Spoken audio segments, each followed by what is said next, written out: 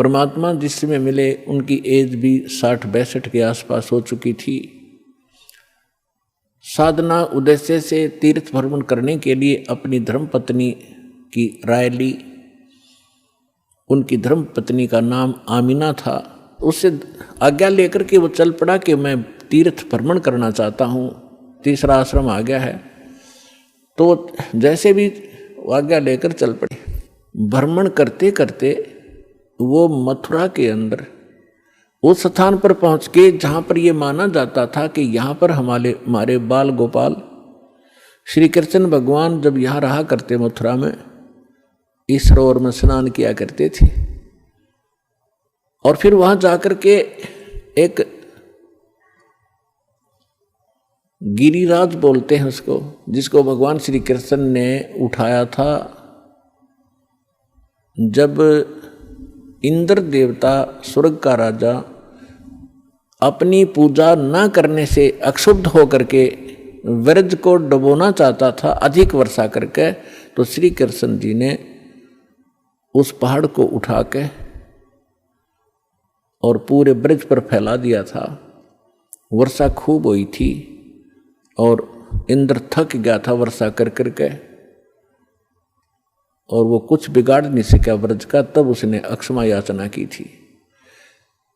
तो उस स्थान पर भ्रमण करके, उस गिरिराज की परिक्रमा करके हम अपना मोक्ष मानते थे। उस सरोवर में स्नान करके हम मोक्ष मानते रहे। इसी उद्देश्य से धर्मदास साहिब जी भटक रहे थे, वहां पहुंच गए। सुबह सुबह उठे, उस सरोवर में स्नान किया जिसमें जल अधिक था नहीं, क्योंकि हम उसमें नहाना इसलिए उचित समझते रहे कि इससे मोक्ष होगा, चाहे गहरा भी क्यों ना हो, उसमें कीचड़ भी क्यों ना हो, हमें तो भगवान चाहिए। लेकिन परमात्मा कहते हैं कबीर इस संसार ने समझाऊं कै बार, और ये पूछ पकड़ कर भेड़ की और उतरा था मैं पार। गरीबदास जी कहते हैं कि भेड़ पूछ को पंडित पकड़े, ये भादो नदी भी हंगा, गरीबदास व भवजल डूबे, जिन नहीं साध सत्संगा। जिनको संत नहीं मिलते, सत्संग नहीं मिलता, तो वो भवजल के अंदर ऐसे डूब जाते हैं जैसे भादों के अंदर नदियाँ। भादों महीने में बहुत जबरदस्त वर्षा होती थी और सभी दरिया बह कर चल पड़ती थी, फुल स्विम पर ओवरफ्लो हो करने को हो जाती थी। और उस समय कोई ये कहे दरिया पार करने के लिए भेड़ की पूंछ पकड़ तुझे पार कर देगी, नहीं, उसका ये साधन नहीं है पार होने का। पार होने के लिए नौका, लीक प्रूफ नौका हो और उसका चालक ट्रेंड हो, तब वो पार होंगे। ये साधन है प्रॉपर। और जो साधनाएं आप कर रहे हो, परमात्मा बताया करते थे कि ये तो भेड़ की पूंछ पकड़ा रखी तुम्हारे कोई नकली गुरुओं ने, तुम्हें डबोएंगी, तुम भौजल में डूब जाओगे, ऐसे चक्कर व्यूह में फंस जाओगे, 84 लाख योनियां भोगोगे, तुम्हें समझ में नहीं आएगा। उस तालाब में स्नान करके उसी से जल का लोटा भर के और भगवान की मूर्ति को स्नान कराया। स्नान करा करके नए वस्त्र पहना करके पुराने वस्त्र थैले में डाल दिए, बाद में धोऊंगा।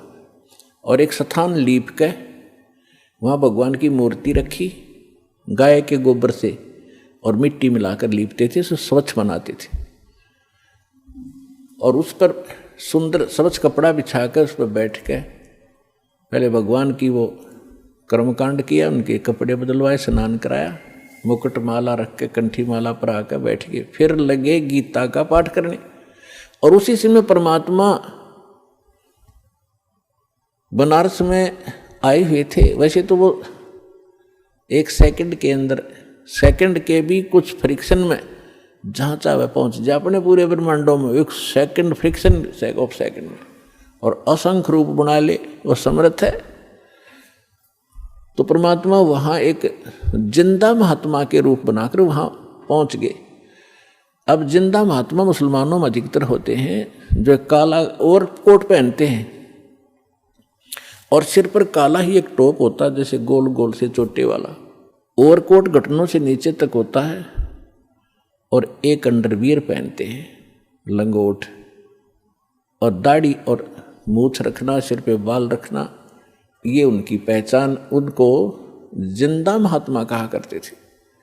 और जिन भी महापुरुषों को मिले हैं इस वर्तमान में, आदरणीय धर्मदास साहिब जी को, आदरणीय मुरुगदास साहिब जी को, आदरणीय नानक साहिब जी को, आदरणीय दादू साहिब जी को, आदरणीय गरीबदास साहिब जी को, आदरणीय घीसा दास साहिब जी को, इन सबको ये मिले हैं जिंदा महात्मा के रूप में। आदरणीय रामानंद जी को मिले हैं, वो उस समय जो प्रगट थे, 5 वर्ष की आयु का शरीर दिखा रहे थे, उस में मिले। तो इनको सभी को जिंदा महात्मा के रूप में मिले हैं। दर जिंदे का रूप शैल वृंदावन कीनी, तहाँ मिले धर्मदास करते हैं बहुत अधीनी। भगत का एक गुण होता है कि बहुत प्यार से, विनम्र भाव से बात करता, जहाँ भक्ति की चर्चा चलती है तो परमेश्वर जाके थोड़ी दूरी पर बैठ के जिंदा महात्मा का रूप बनाकर 50 फुट की दूरी पर, क्योंकि वो हिंदू थे और परमात्मा की वेशभूषा उस समय उस धर्मदास की दृष्टि से एक मुसलमान की थी, इसलिए उनकी क्रियाओं को दूर से देख रहे थे। जब धर्मदास जी ने सब क्रियाएं की और फिर लगा गीता का पाठ करने, जब परमात्मा 10 फुट की दूरी पर बैठ के रेत में अलग से वो अपना आसन उसन लगा कर बैठा है, तिलक लगा रखा है। वैष्णो साधु की जो पहचान होती है, गले में एक तुलसी की एक मणिये की माला, कंठी बोलते हैं, वो पहन रखी और वैष्णो संत जैसी वेशभूषा बनाकर वो बैठा। तो परमात्मा ने काफी सब कुछ सुना। धर्मदास जी ने सोचा कि एक मुसलमान भक्त, एक साधु, साधु भी भक्त ही होते हैं क्योंकि वो भगवान के लिए भटक रहे होते हैं। जितने भी आज संत बने हैं ये पहले भगत थे और फिर इन अटपट का ज्ञान सुन लिया इधर उधर से, फिर इन थोड़े से मैच्योर हो गए, इन थोड़ी बहुत बोलने की शैली सुधार ली और ये संत बन गए, बाकी श्रोता हो गए। सारा का खिचड़ी ज्ञान है ही आपके स्पष्ट है, समक्ष है। तो परमात्मा सुनते रहे। धर्मदास जी ने सोचा बड़ी ध्यान से सुन रहा भाई, आज तो ये हो सकता है इसका ज्ञान समझ में आ जाए, इसका कल्याण हो जाए। अब जैसे गीता अध्याय नंबर 4 के श्लोक नंबर 25 से लेकर 30 तक यही फैसला दिया है गीता ज्ञानदाता ने कि जो भी जैसी साधना करे अपनी आत्मा अपनी उस साधना को पापनाशक जानता है। पापनाशक मीन मोक्षदायक, पापनाश होंगे तो भी मोक्ष होगा। यदि उसको पता हो यह ठीक नहीं है तुरंत त्याग दे, कोई भी ना करे उस कार्य को। तो धर्मदास जी ये सोच बैठे थे कि हमारा जो धर्म है, हमारा जो धर्म है धार्मिक क्रियाएं, ये सर्वश्रेष्ठ हैं, मुसलमानों से श्रेष्ठ हैं। इस दृष्टिकोण से उसने देखी रुचि। तो उस दिन डेली जो गीता का पाठ करता था, उस दिन 7वें अध्याय का उसका नंबर था, उसमें से पढ़े, उसका हिंदी अनुवाद भी पढ़ा, फिर 8वां अध्याय भी पढ़ा, फिर 15वां भी पढ़ा और भी कई चुने से श्लोक सुनाए और उसका व्याख्यान करके सुना। प्रतिदिन 1 घंटा साधना करता था, उस दिन 3 घंटे लगा दिए। और परमात्मा ऐसे करे जैसे बड़ा रुचि ले रही। जब उन्होंने सब क्रिया कर ली तो परमेश्वर ने कहा कि हे महात्मा जी, देखो पुण्यात्मा, इस काल जालिम ने हमारे साथ कैसे जुल्म कर दिया। हमारे पिता ने हमारे निकटाने के लिए अब कैसे छल छिद्र करने पड़ते हैं, कैसे बहुरूपीय का काम करना पड़ता है।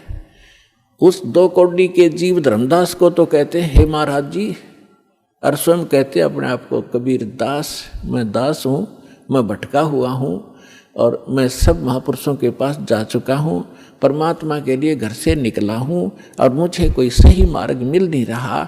आज मैंने आपका ज्ञान सुना, कुछ मेरा खिंचाव हुआ, मैं आपसे परमात्मा की जानकारी चाहता हूँ। अपने आत्माओं जब ऐसे अधीन होकर कोई पूछता है तो हमारी इच्छा बनती है कि बताएं इसको, ये तो भ्रमित है, दूसरे मार्ग मुसलमान है। हिंदू मुसलमानों को इसलिए बुरा मानते थे कि ये मांस खाते हैं, अहिंसा करते हैं, पापी बने हुए। तो इस दृष्टिकोण से उन्होंने समझाया कि इसके पाप बच जाएंगे यदि हमारे धर्म को स्वीकार कर लेगा। तो कहने लगा, धर्मदास जी ने कहा कि कैसा लगा ज्ञान, कि बस पूछो मत, गदगद हो गया हूँ। कबीर परमात्मा बोले, मैं दीक्षा लेना चाहता हूँ आपसे। मालिक को पता था कि इतना बुद्धिमान है ये, ऐसी गलती करेगा नहीं। तो धर्मदास जी ने कहा, देखो जी मैं तो भक्त हूँ और मेरे गुरु जी हैं रूपदास जी, वैष्णव परंपरा से मेरा संबंध है, हम रामकृष्ण की पूजा किया करते हैं और मैं उनसे दीक्षा दिला सकता हूँ आपको, मैं दीक्षा का अधिकारी नहीं हूँ। यदि कोई अनधिकारी दीक्षा देता है वो यूजलेस होती है और वो स्वयं भी दोषी होता है और सामने वाले को भी, शिष्य को भी कोई लाभ नहीं हो सकता, इसलिए मैं आपको दीक्षा नहीं दे सकता, आप मेरे गुरु जी के पास चलिए। अब परमात्मा ने कहा, ठीक है मैं आपके गुरु जी के पास चलूंगा, मुझे तो दीक्षा चाहिए, मोक्ष चाहिए, लेकिन उससे पहले मेरी कुछ शंकाएं हैं, उनका समाधान चाहूंगा। हाँ बोलो बोलो। धर्मदास जी बोले, बोलो बोलो, क्या शंका है? एक तो मुझे बताओ कि मैंने क्या क्या क्रिया करनी पड़ेंगी और क्या नहीं करनी पड़ेंगी।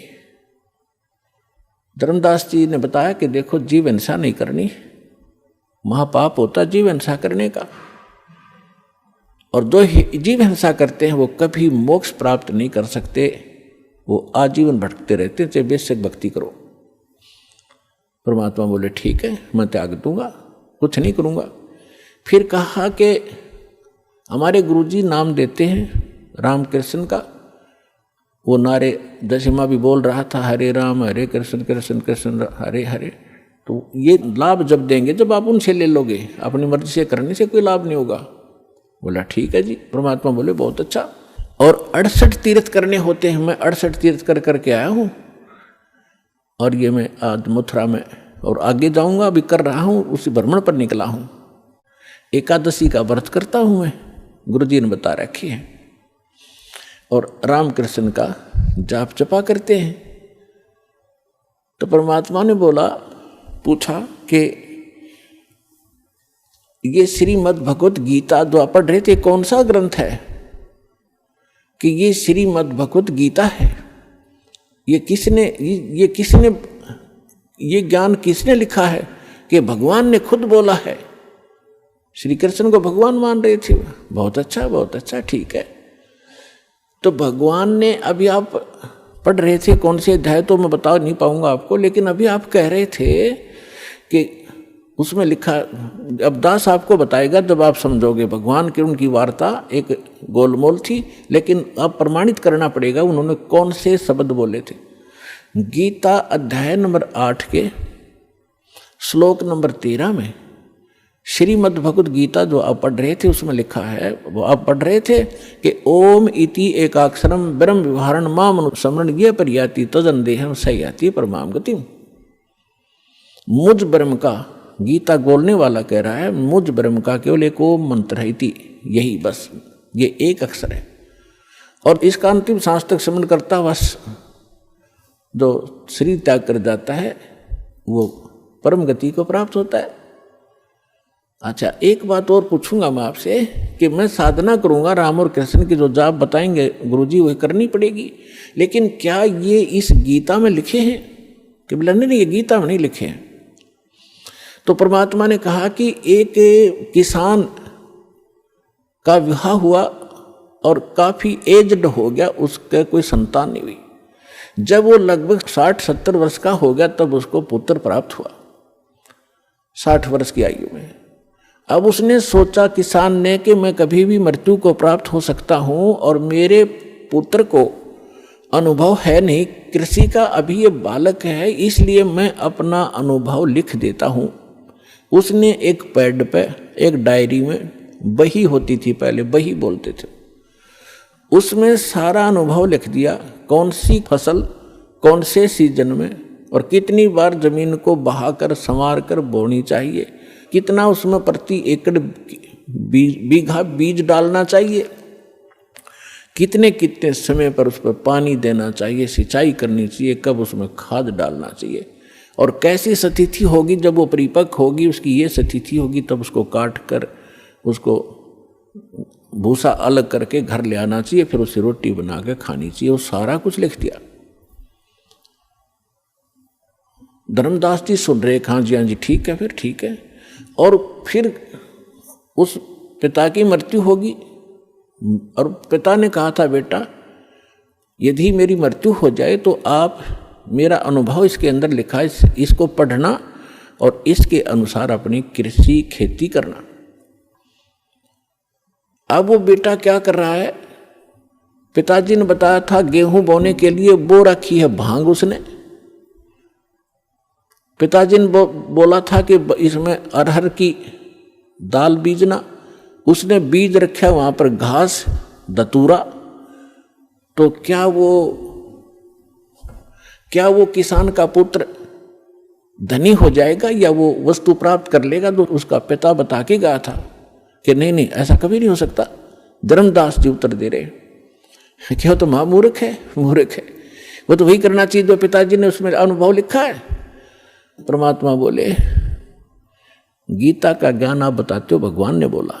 हाँ जी, और भगवान ने इसमें लिखा नहीं, जो मंत्र जाप आप करते हो, जो क्रियाएं आप करते हो, व्रत रखते हो, छठे अध्याय के 16वें श्लोक में व्रत को बना किया है। आप एकादशी के दिन भूखे मरते हो, तो आप उस किसान के पुत्र से कम है क्या? शतब्द हो गया धर्मदास, क्योंकि पुण्यात्मा पहली बार चाहे कितनी सच्ची बात समझा दे पर अंदर स्वीकार्य नहीं होती, उसका रिएक्शन होता है। और लेकिन वो जख्म बना देती है अंदर, ऊपर से चाहे वो कितना बड़बड़ कर ले, लेकिन अंदर जगह बन गई। तो धर्मदास जी थोड़े से नाराज हुए। परमात्मा बोले, देखो जी नाराज ना हो, मैं तो एक शंका का समाधान चाह रहा हूं, आप मेरी शंका का समाधान नहीं करोगे तो कैसी बात बनेगी? धर्मदास चुप हो गया और मन में यह सोच रहा कि तो मुसलमान है, ऐसी बात करेगा ही करेगा। चुप हो गया, मुंह फेर लिया। थोड़ी देर फिर परमात्मा ने कहा कि देखो मेरी बात का प्रश्न का उत्तर तो दो, तभी तो मैं मानूंगा, मेरी गलती हो तो क्षमा करो। परमात्मा ने कहा कि जिस सरोवर में आपने स्नान किया है और इसको मोक्ष मांगते हो, ये आपका तीर्थ स्थल है, इसके अंदर कितने जीव जंतु हैं? आपने स्नान किया, रगड़ रगड़ कर मार डाले करोड़ों, और देखिए लोटा भर के लाया था पानी का, जिससे आपने ये स्थान लीपा है। इसमें कितने जीव जंतु देखो, तेरे इस लोटे में देख ले। और तूने जो भगवान की मूर्ति के स्नान कराने के लिए छान कर लाया था, तू जब छाना था उसमें कितने जीव थे तेरे छालने में, वो सारे मर गए। और आप कहते हो जीव हिंसा नहीं करते। तो इतना कहकर परमात्मा अंतर ध्यान हो गए, उसकी अरुचि देखकर। अब धर्मदास जी को परमात्मा की जो ज्ञान था हृदय में छेद कर गया और पकड़ लिया दिल उसने। हाँ भाई, गीता में है नहीं राम डरे ढोरे, हरे कृष्ण राधे श्याम सीताराम राम साध राधे श्याम मिला दे। तो खा खाइयो साधना 16वें अध्याय के 23वें श्लोक में 24वें श्लोक में गीता में परमात्मा ने बताया उसी दौरान। अभी आप पढ़ रहे थे, आप कह रहे थे कि जो शास्त्र विधि को त्याग कर मनमाना आचरण करते हैं उनको ना सुख होता है, ना कोई सिद्धि प्राप्त होती है, ना उनकी गति होती है। उसके लिए शास्त्र ही प्रमाण है, उसके कर्तव्य और अकर्तव्य की व्यवस्था में, उसके अतिरिक्त किसी की मत मानो। तो है तुम्हारे शास्त्र में कहीं पर ये नाम? धर्मदास जी स्तब्ध हो गए, सिर घूम गया। और फिर भगवान सामने से अंतर ध्यान हो गए तो वो और ज्यादा चिंतित हो गए कि इतना विद्वान पुरुष, भगवान तो नहीं माना उसने, लेकिन ये जरूर मान लिया कोई महापुरुष सिद्धि वाली थे, और कितना बढ़िया ज्ञान बताया। और मैं महामूर्ख, आगे ज्ञान सुना नहीं, मेरी मंद बुद्धि, दुर्भाग्य मेरा। और ये कैसा गंदा ज्ञान मेरे अंदर समा चुका है, मैंने सत्य ज्ञान को स्वीकार नहीं किया। ऐसी बहुत गलानी बनी, लेकिन अब बने क्या? रोने के सिवा कुछ शेष नहीं था। सारी रात करवट ले ले रात बिताई, और रह कर पर अर्ज की, हे भगवान उस महात्मा को फिर मिला दे। हे परमात्मा, कौन था वो? भगवान था ही क्या? एक बार मुझे फिर से मिले, मैं सारी बात सुनूंगा। सारी रात बैठकर रो रो कर काटी। सुबह उठा वक्त से उसने सोचा तो रोटी बना ले और फिर खोज करूंगा उस संत का कि तो बैठा पा गया तो यहाँ तीर्थों पर। सुबह उठा, एक मोटी लकड़ी जंगल से तोड़कर श्याम ने ला रखी थी, ला के रखी हुई थी। वह मोटी लकड़ी चूल्हे में लगाई, उसके साथ सहयोगी लकड़ी जला करके अग्नि जला दी लगा करके। वह मोटी लकड़ी कुछ गिल्ली सी थी, ज़्यादा गिल्ली नहीं थी पर थोड़ी थोड़ी ठीक सी थी। और उसके पिछला हिस्सा जो कटा हुआ था और वो थोड़ी सी थोथी थी, दुर होलो थी, उसके अंदर सुराख था, उसमें चींटियां भरी पड़ी थी। खाना बना रहा था, खाना बनाते बनाते सुबह उठकर वक्त से बनाने लगा तो निकट जब वो लकड़ी आई, उसका एंड, लास्ट एंड आया लकड़ी का, तो उसका ध्यान पड़ा। सारी भात बना ली, रोटी बना ली, क्या देखा कि चींटियां अंडे मुंह में लेकर सफ़ेद सफ़ेद और उस लकड़ी से बाहर निकलने का प्रयत्न कर रही है। लकड़ी के एंड पर एक तरल पदार्थ उबल रहा है, गर्म होने के कारण वो बाहर निकलती है, उसमें गिर कर चटक चटक जल रही है। जब धर्मदास जी ने देखा कि वो तेरे की आज तो अनर्थ हो गया, आज तो जुल्म हो गया, इस सारे भात में ना जाने इतनी लंबी लकड़ी में 2-2.5 फुट की लकड़ी जल गई है, इसमें तो करोड़ों चींटी मर गई विद एग, अंडों समेत मर गए हो भगवान, आज जैसा पाप अपराध मुझसे कभी नहीं हुआ होगा। तुरंत शेष लकड़ियों को बुझा, जल डाला। अब सोचा कि इस पाप से बने हुए अन्न को मैं कैसे खाऊं, आज तो बहुत अपराध हो गया। उसने सोचा आज मैं निराहार रहूंगा, इस आहार को किसी साधु संत को खिला दूंगा, मैं पाप मुक्त हो जाऊंगा। भक्त श्रद्धालु जैसी उनकी आत्मा अलाउड करती है, उसी तरह अपने को पाप मुक्त करने की वो चेष्टा किया ही करते हैं, शायद ऐसे बच जाऊं। अब सारे उस भोजन को लेकर थाली में रख कर कपड़ा ढक के और चला संत की खोज में। अब हम क्या सोचा करते थे, हम हिंदू वर्ण में हम सोचते थे अब उस सारे भोजन को लेकर दरके थाली में और साफ कपड़ा ढक के और चला संत की खोज में। हम साधु संत को किसको मानते हैं, या दाढ़ी बड़ी हो, सिर पे बाल हो बड़े बड़े, लाल कपड़े पहन रखे हो, गले में माला हो, या कतीनी वस्त्र हो, राख लपेट रखी हो, लंगोट बांध रखा हो ओनली, या मूंड मुंडा रखा हो, कति गोटम गोट हो, लाल कपड़े अवश्य हो, हम ऐसे को संत मानते हैं। तो परमात्मा ने ऐसे एक साधु का रूप बनाया, लाल कपड़े पहन के, दाढ़ी मूछ थी ही, और उनको बांध के जैसे ये ऋषि में ऋषि वागर हिंदुओं के ऐसे बैठ गए एक वृक्ष के नीचे। धर्मदास जी की नज़र पड़ी कि हाँ संत बैठे हैं। जाते ही थाली रखती और कहा भगवान भोजन पाओ, दास का भोजन पाओ। परमात्मा बोले रख दे भाई। धर्मदास मुझे भूख लगी है। जब उन्होंने धर्मदास नाम कहा तो सामने देखा, लेकिन परमात्मा का रूप अन्य था, नहीं पहचान सका। उसने सोचा मैं भंडारे करता रहता हूँ, साधु संत आते हैं, जानते होंगे मुझे। ज्यों ही थाली रखी, परमात्मा के पास एक करमंडल था, लोटा, उसमें से जल उठाया कबीर परमेश्वर ने और उसको मंत्र पढ़ा अन्नदेव की आरती का एक, और पूरी भात पर छींटे मार दिए, उस सारी भोजन पर थाली में एकदम सारा भोजन, रोटी भी, जो भी सब्जी थी, सब कुछ चींटी बन गई। वह थाली काली होगी और अंडे मुंह में लेकर वो बाहर निकलने का प्रयत्न कर रही है। तो परमात्मा उसी रूप में हो गए जो पहले दिन वार्ता हुई थी, जिंदा वाले भेष में। तब धर्मदास जी ने देखा कि सचमुच ये तो वही महापुरुष है। तब परमात्मा ने कहा, अरे अत्यारे, कल क्या कह रहा था तो कि जो जीव हिंसा करते हैं वह कभी मोक्ष प्राप्ति नहीं कर सकते, और तेरे से तो कसाई भी अच्छा, तो कसाई से भी बुरा तने कितने जीव मार दिए। चरणों में गिर गया, पैर पकड़ दिए, कहा भगवान ज्ञान बता दो, हम तो अंधे हैं, हमारी बुद्धि तो कति झेरे कुएं जैसी है।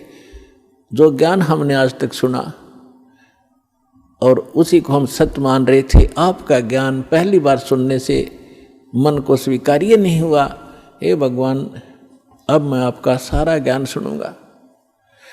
तो परमात्मा उनको लगे बताने, अपने आत्माओं, जैसे तुलसीदास जी ने लाखों वर्ष पहले घटी घटना रामायण वाली अपनी दिव्य दृष्टि से देखकर अपनी भाषा में उसको पुनः एज इट इज चित्रार्थ कर दिया, जो आज पूरे हिंदू समाज को मान्य है। घटना वही है, सिर्फ भाषा में अंतर कर दिया, कोई अंतर नहीं। इसी प्रकार परमेश्वर कबीर जी को प्राप्त होने के उपरांत परमेश्वर ने गरीबदास जी का ज्ञान योग खोल दिया। अब ये जो हमारी जो दिव्य दृष्टि है, ये समझो एक दूरबीन है जो दूरदर्शी होती है, सूक्ष्मदर्शी होती है। ऐसी दूरबीन समझो, और इसकी अक्षमता होती है। एक तो ऐसी दूरबीन होती है आधा किलोमीटर तक ही कुछ देख सकती है, एक ऐसी होती है नक्षत्रों तक देख लेती है यहाँ बैठे। तो इसी प्रकार जो तुलसीदास जी की जो दिव्य दृष्टि थी, दूरदर्शी, थोड़ी अक्षमता की थी, और गरीबदास जी के को प्राप्त जो दिव्य दृष्टि थी, उसने असंख्यों युग पहले का ज्ञान और आज से 600 वर्ष पहले जो भगवान के साथ घटना घटी और भविष्य का जो ज्ञान उन्होंने अपनी अमृतवाणी में बताया है। तो उसके आधार से आपको थोड़ा सा वर्णन करते हैं, क्योंकि महापुरुषों के मुख से उच्चरित वाणी और इस दास के मुख से आप तक पहुंचेगी तो ये एक असर करेगी न्यारा। जैसे एक तो वचन कहे एक सिंपल मैन कि यहाँ से बरवाला से लेकर जींद तक रोड बना दो, और एक के यहाँ का मुख्यमंत्री जनसाधारण मेरे जैसा से सारा दिन कहें जाओ अधिकारियों ने जाकर कि ये वहाँ से वहाँ तक रोड बना दो, कभी नहीं बनेगा। और वो एक बार कहेगा, अगले दिन काम शुरू हो जाता है।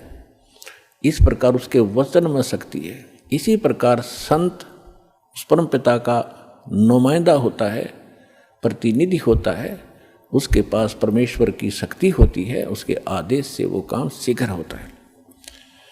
दर्जन दे का रूप शैल वृंदावन कीनी, तहाँ मिले धर्मदास करते हैं बहुत अधीनी। गरीबदास जी अपनी अमृतमयी वाणी में भगवान से प्राप्त उस दिव्य योग से, दिव्य दृष्टि से देखा हुआ एज इट इज बोल रहे और लिखवा रहे। दास उसको सुना रहा है। बहुरंगी वरियाम कामनी कामी सोई, दर सतगुरु का रूप धनी उतरे हैं लोई। ये संसार, गरीबदास जी कह रहे हैं, जिंदा महात्मा का रूप धर के सैल वृंदावन वृंदावन की सैर सपट्टा करने के लिए चले, और तहाँ मिले धर्मदास जो करते हैं बहुत अधीनी, बहुत विनम्र आत्मा के थे। बहुरंगी वरियाम कामनी कामी सोई, बहुरंगी ना जाने किस रूप में कहाँ प्रकट हो जाता है। और दर सतगुरु का रूप धनी उतरे हैं लोई, सतगुरु का रूप बनाकर यानी तत्वदर्शी संत रूप में खुद धनी, खुद मालिक वहाँ आकर प्रकट हुए थे।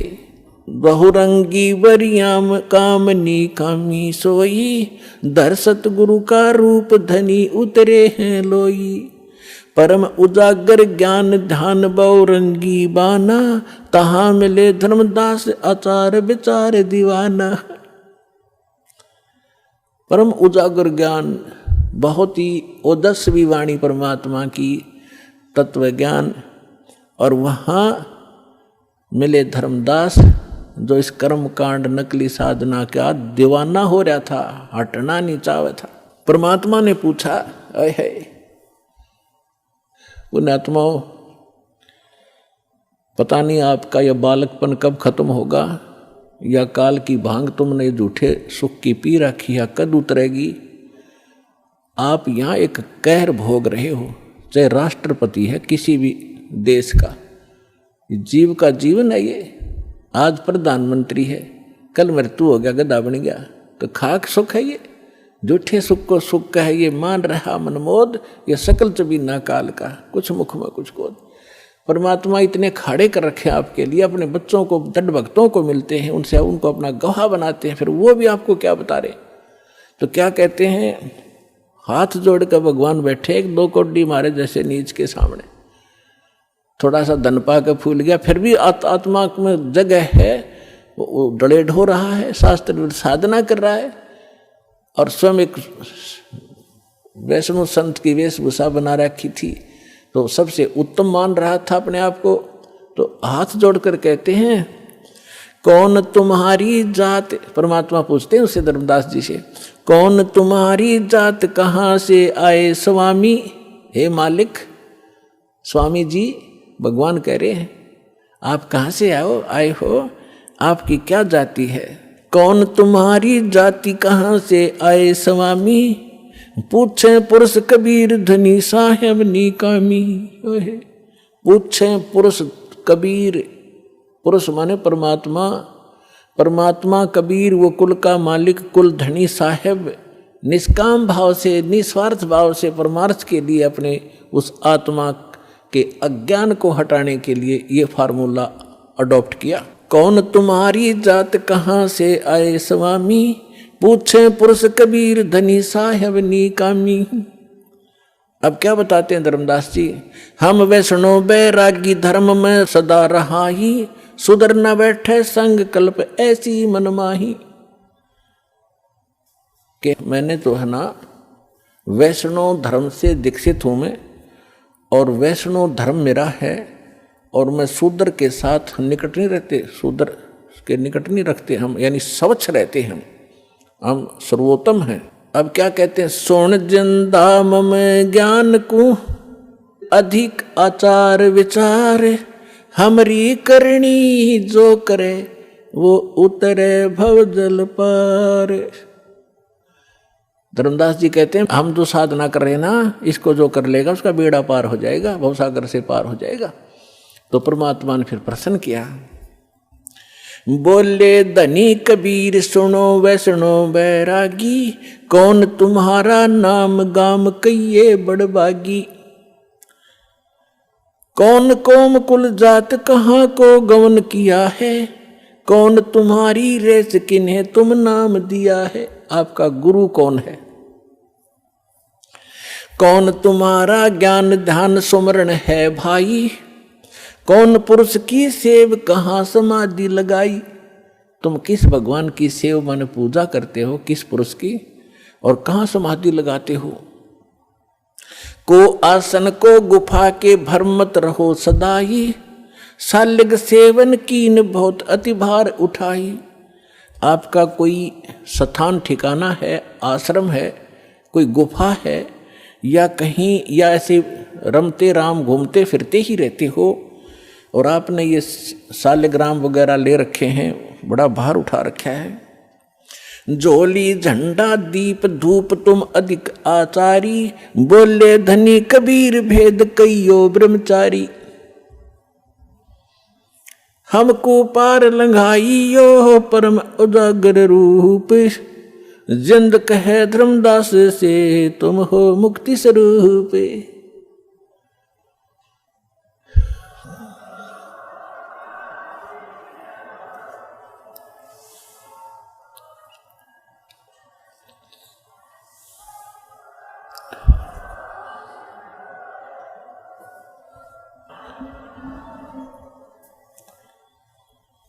अब परमात्मा ने उस जीव के निकट पहुंचने के लिए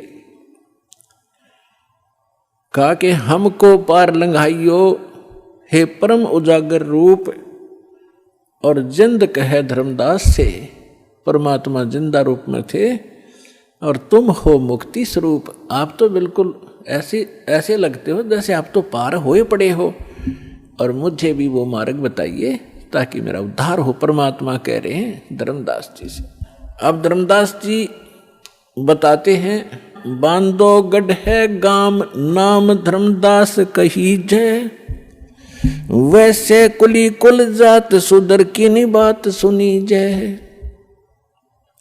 बांधवगढ़ मेरा गांव है, नाम मेरा धर्मदास है और वैश्य कुल में मेरा जन्म है। हम शूद्र को निकट भी नहीं आने देते, हम इतने स्वच्छ हैं। सरगुण ज्ञान स्वरूप ध्यान सालग की सेवा, मल्याग्र छिड़कंत संत सब पूजे देवा। 68 तीर्थ नान ध्यान कर कर हम आए, पूजन सालग राम तिलक गलमाल चढ़ाए। धूप दीप अधिकार आरती करें हमेशा, राम कृष्ण का जा परटत हैं शंकर शेषा। धर्मदास जी बता रहे हम ये साधना करते हैं। नेम धर्म से नेह सने दुनिया से नाही, आरूढ़ बैराग और की मानू नाही। धर्मदास जी कह रहे हैं मुझे शिक्षा देने की आवश्यकता नहीं किसी ने, मैं बिल्कुल फाइनल हो चुका हूँ, मेरा ज्ञान अटल है, मैं सही साधना कर रहा हूँ, मैं किसी और की मानू नहीं, मेरा आरूढ़ बैराग है। सुन जिंदे मम धर्म को वैष्णो रूप हमारे, 68 तीर्थ हम किए हमने चीन्या सिरजन आर। हमने भगवान पहचान रखा है और 68 तीर्थ में करता रहता हूँ रह रह कर। बोले जिंदा बैन कहाँ से सालग आए, और को 68 का दाम मुझे तत्काल बताए। राम कृष्ण का रहे नगर वो कौन को होवे, ये जड़वंत है देवता से क्यों घंट बजावे। अब परमात्मा उसको कैसे समझाना चाह रहे हैं कि परमात्मा बोले कि ये सालग राम कहाँ से लाया तो, या मूर्ति जो भगवान विष्णु की कृष्ण की बना रखी है, ये क्या ऊपर से आए हैं तुम्हारे स्वर्ग लोक से जहाँ से ये भगवान रहते हैं तुम्हारे, और राम कृष्ण कहाँ रहते हैं उनका ठिकाना बता। तो वो बताते हैं वो गोलोक में रहते हैं, वो श्री कृष्ण का लोक है, स्वर्ग विष्णु लोक में रहते हैं। भगवान तो विष्णु लोक में रहते हैं और आप ये पूजा कर रहे मूर्ति की। आप जो मूर्ति लिए बैठे हो, क्या ये विष्णु जी वाले कान रखती है, विष्णु जी वाली भाषा रखती है? तुम मानते हो श्री कृष्ण जी ने यानी विष्णु जी ने गीता बोली, क्या ये तेरे पत्थर बोल सकते हैं जो तेरे सामने बैठे, या आपका अनुवाद समझा सकते हैं? फिर इनमें क्यों मत्था मार रहा है तू?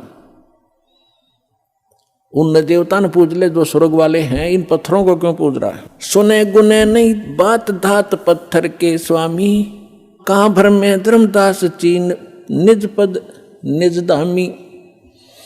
निकामी कहते बोलत घटकट पूर्ण ब्रह्म, धर्म आदू नहीं जाना, चिदानंद को चीन ये डारो पत्थर पाषाणा।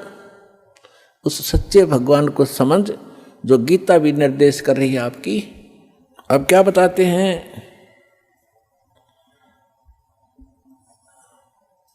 बोलत घट घट पूर्ण ब्रह्म, धर्म आदू नहीं जाना, तूने परमात्मा को नहीं समझा दो, और चिदानंद को चीन डार पत्थर पाषाण।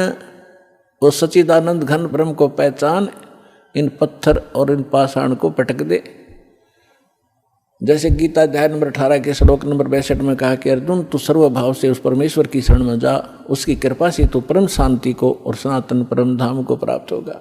तो आप मान लो श्री कृष्ण गीता बोल रहा है तो वो तो खुद कह रहा है विष्णु तो कि कोई और है भगवान, उसकी शरण में जाइए। गीता अध्याय नंबर 7 के श्लोक नंबर 29 में गीता ज्ञानदाता कहता है कि जो मेरे ज्ञान का आश्रय कर लेता है और तत्वदर्शी संत की खोज कर लेता है, फिर वो तत्व ज्ञान को प्राप्त प्राणी वो तत्ब्रह्म की पूजा करता है। जो प्राणी जरा और मरण से मोक्ष छुटकारा पाने के लिए, जरा माने वृद्ध अवस्था का कहर, बुढ़ापे का दुख और मृत्यु दुख, दो कहर जीव पर यहाँ पर प्रत्यक्ष टूटते हैं। कहते हैं जिनको ये ज्ञान हो गया, इस संसार की यहाँ की इस नकली लोक की कोई इच्छा नहीं रखते वो व्यक्ति, तत्व ज्ञान प्राप्त प्राणी, वो केवल जरा और मरण से छूटने का जो प्रयत्न कर रहे हैं वो तत्ब्रह्म से परिचित हैं और सारे अध्यात्म ज्ञान से परिचित हैं, सब कर्मों से परिचित हैं। वो तत्ब्रह्म 8वें अध्याय के प्रथम मंत्र में गीता ज्ञानदाता से अर्जुन ने पूछा कि वो किम तत्ब्रह्म, वो ऐसा तत्ब्रह्म कौन है, क्या है जिसको जानने के बाद लोग यहाँ की इच्छा कुछ नहीं रखते और केवल अपने इस कहर से छूटने का, जन्म मृत्यु के दुख को और बुढ़ापे के दुख से बचने का, छूटने का प्रयत्न करते हैं, यानी पूर्ण मोक्ष की ही वो चाह रखते हैं। वो किम तत्ब्रह्म 8वें अध्याय के प्रथम मंत्र में गीता ज्ञानदाता से अर्जुन ने पूछा गीता ज्ञान दाता ने 8वें अध्याय के 13वें श्लोक में कहा कि वो परम अक्षर ब्रह्म है, वो तो गीता ज्ञान दाता से अन्य है। गीता अध्याय नंबर 15 के श्लोक 1 से 4 और गीता अध्याय नंबर 15 के ही 16-17 श्लोक में स्पष्ट किया है, इन सभी प्रभुओं की जानकारी दी है। अक्षर पुरुष एक पेड़ है, सरपुरुष वा की डार, तीनों देवा रजगुण ब्रह्मा सतगुण विष्णु तम गुण शिव जी, ये शाखा है पात रूप संसार। और मूल कौन है? वो परम अक्षर ब्रह्म है। गीता अध्याय नंबर 15 के श्लोक नंबर 16 और 17 में कहा है कि सरपुरुष और अक्षर पुरुष दो पुरुष हैं, दो प्रभु हैं, और इनके अंतर्गत जितने प्राणी हैं और ये स्वयं भी नाशवान हैं, इनकी जन्म मृत्यु होती है, लेकिन जीव आत्मा किसी की नहीं मरती। इसलिए 15वें अध्याय के 17वें श्लोक में कहा है उत्तम पुरुष तु अन्य परमात्मा इति उदाहरते, इनसे अन्य है वो श्रेष्ठ भगवान, वो तीनों लोकों में प्रवेश करके सबका धारण पोषण करता है, और वो है अविनाशी भगवान। तो परमात्मा ने कहा कि आपका गीता ज्ञानदाता कहता है 15वें अध्याय के 4थे श्लोक में कि अर्जुन, उस तत्व ज्ञान की प्राप्ति के उपरांत परमेश्वर के उस परम पद की खोज करनी चाहिए, जहां जाने के बाद साधक फिर लौटकर कभी संसार में नहीं आते।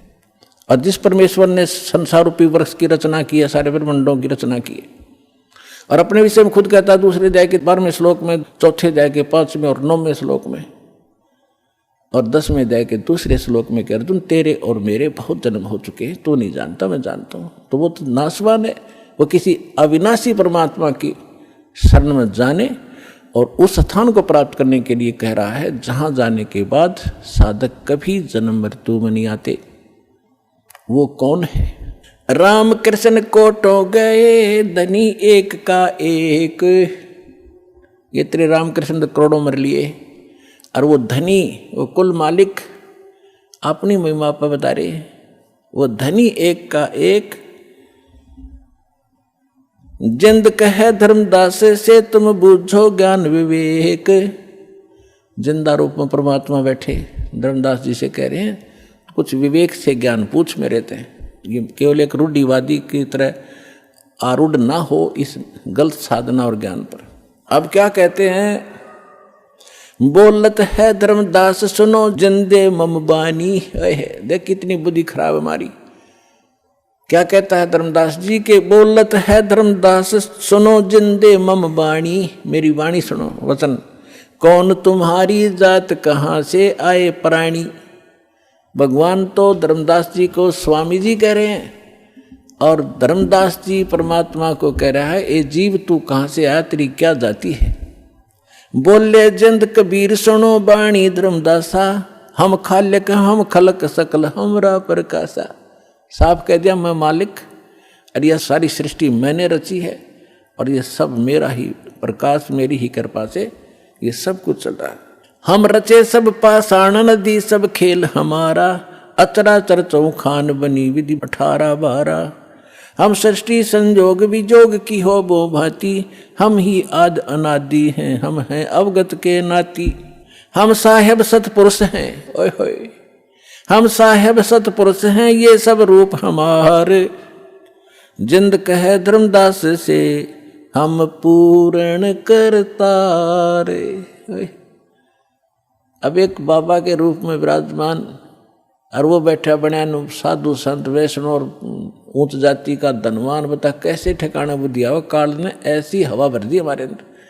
अब पहले ये पंचर किया जाएगा आपके अंदर जो गलत हवा भरी हुई है, गलत ज्ञान भरा हुआ है, फिर नए सिरे वो हवा निकाल लेंगे और फिर ऐसी भर देंगे, सदा के लिए ऐसे टायर दे देंगे कभी पंचर ना हुआ। अब जब परमात्मा ने ये कहा हम साहेब सतपुरुष हैं, ये सब रचना हमारे, जिंद कहे धर्मदास से हम पूर्ण करतारे। अब धर्मदास जी क्या कहते हैं? बोलत हैं धर्मदास सुनो सर्वंगी देवा, दिखत पिंड और प्राण कहो तुम अलख अबेवा। आपके सारा शरीर दिखाई देता है, आप बोल रहे हो और आप कहते हो मैं विधेय हूँ।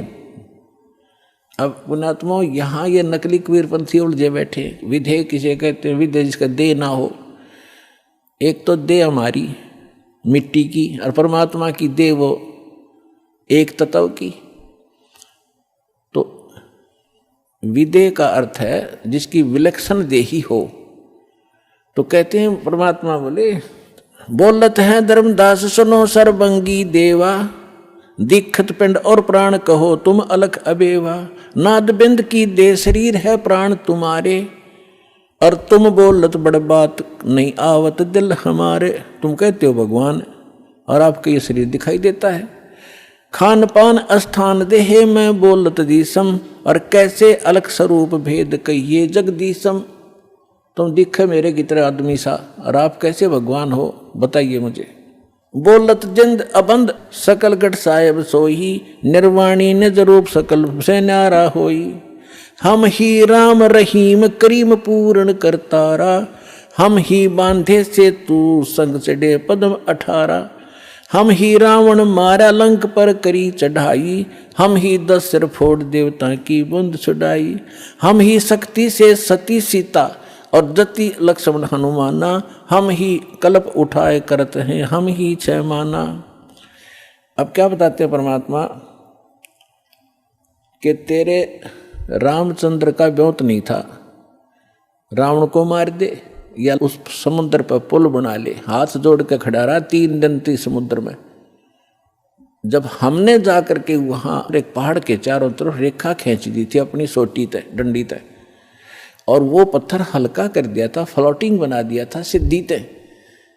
और ये अनुमान अर्थ बाद में उन्हें ठाठा लाए थे, और जब बना था और रावण मरे था राम पर, जब बखलकती अंदर से पुकार की थी हमारे को, जब हमने जाके तीर ठोका था, हम दिखाई नहीं देते, हमारी देह ऐसी है।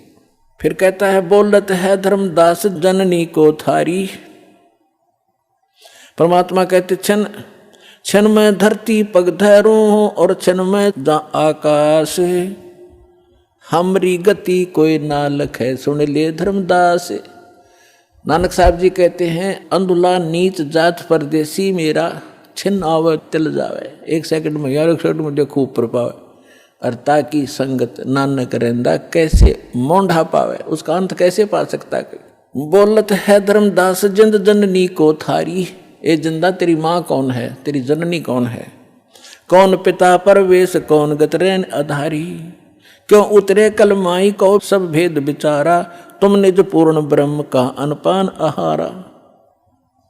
कौन तुम्हारा धाम नाम सुमरण क्या कहिए, तुम व्यापक कल माई तो कहाँ सायब रहिए। कौन देह स्नेह नैनन मुख नासा नेहा, तुम दिखत हो मनुष्य कौन विद जिंद विदेहा। तुम दिखो आदमी हो और कहते हो विदेह हूं मैं। परमात्मा कहते गगन शून्य में हम रहे, गगन शून्य में टॉप मोस्ट प्लेस पर, गगन शून्य में हम रहे व्यापक सभी ठोरे।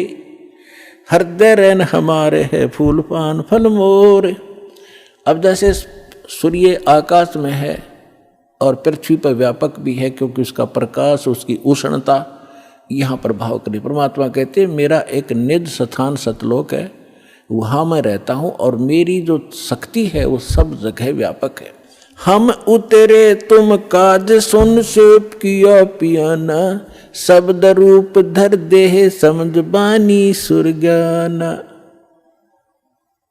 हम तुम्हारे कारण ऊपर सुन से उतरे हैं, एज इट इज आए हैं हम। जैसे वेदों में बताया परमात्मा ऊपर रहता है और वहां से गति करके आता है, बिजली जैसी तीव्रगामी बिजली जैसी गति से आता है। हम उतरे तुम काज तुम्हारे लिए, और सुन सुन माने जहां हम रहते हैं, जहां बिल्कुल एक ही स्थान है हमारा। सुन से किया पियाना, शब्द रूप दे धर समझ बाणी सुरज्ञाना। निरख परख कर देख नहीं भौतिक हमारी काया। परमात्मा बोले हाथ लगा के देख मेरा, ये मेरा शरीर तुम्हारे जैसा नहीं है। धर्मदास जी ने हाथ लगाया, जैसे रुई पकड़ लिया करें कि तो हार्ड नहीं, ऐसे पूरा शरीर दबा दबा के देखा। नरक फर्क कर देखना नहीं हमरा भौतिक काया, हम उतरे तुम काज नहीं कुछ मोह ना माया। तुम दुखी पा रहे हो, भटक रहे हो, दुख पा रहे, इसलिए तुम्हारे कारण मैं यहां आया हूं। फिर क्या बताते हैं परमात्मा, सुन गगन में हम बसे हैं, अब पृथ्वी आसन थी ही रे। परमात्मा कहते हैं हम सतलोक में रहते हैं और अब तेरे सामने बैठा हूं।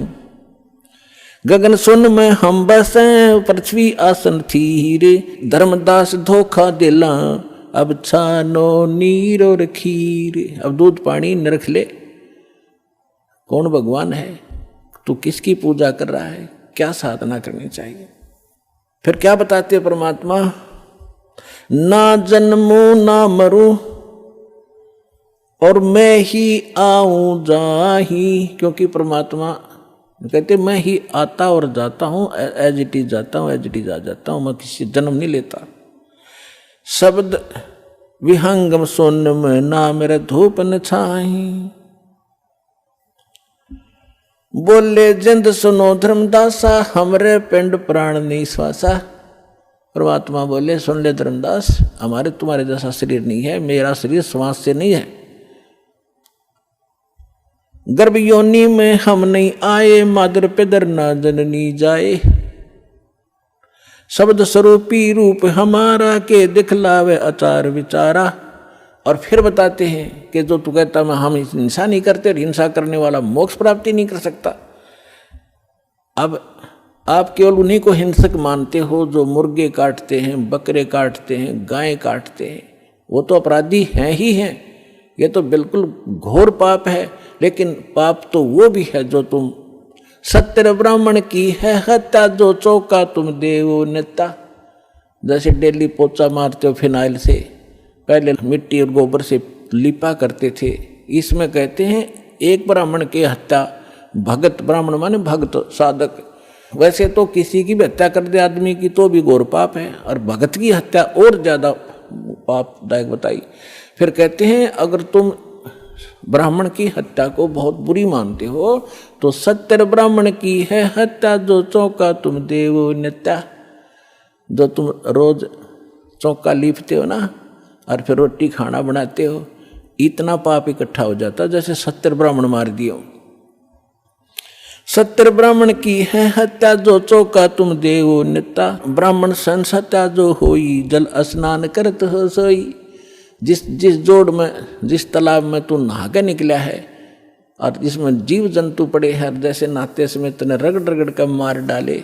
कहते हैं 1000 ब्राह्मण की हत्या कर दी, इतना पाप तेरे कोई सरोवर में इस तीर्थ में स्नान करने से लगा। और बांधवगढ़ से यहाँ तक कैसे आए हो? पैदल चल के। और वहाँ से लेकर यहाँ तक किस उद्देश्य से आए हो? भ्रमण करने के लिए, तीर्थ नहाने के लिए। तो जितने जीव तूने रास्ते में मारेगा वो भी तेरे बैड अकाउंट में होंगे। और जो तुम साधना कर रहे हो वो पापनाशक है ही नहीं। वो तो हमारे पास एक ऐसा मंत्र है, देखो इच्छा कर मारे नहीं।